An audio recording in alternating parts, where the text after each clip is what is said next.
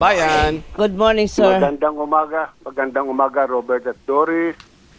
Magandang umaga sa inyo mga tagapakinig. Opo. Justice, itanong Hindi lang na ako ombudsman ha, hindi na ako ombudsman. Opo. Private citizen na ako. Okay. Opo. Opo, Justice. Justice, ang tanong lang po namin, right after na madawit yung inyong pangalan at syempre, of course, nagsabi naman po kayo na malabong mangyari, pinabulaanan nyo po ito. Pero tanongin na po namin, ano ang nakikita ninyong dahilan, bakit kailangang maisama ang pangalan ng dating ombudsman sa issue po na ito? Oo. Yun ang isang masalimuot na katanungan na palagi kong tinatanong mula nang lumabas yan. Opo. Bakit nga ba ako dinadamay sa politika? Hindi naman ako politiko.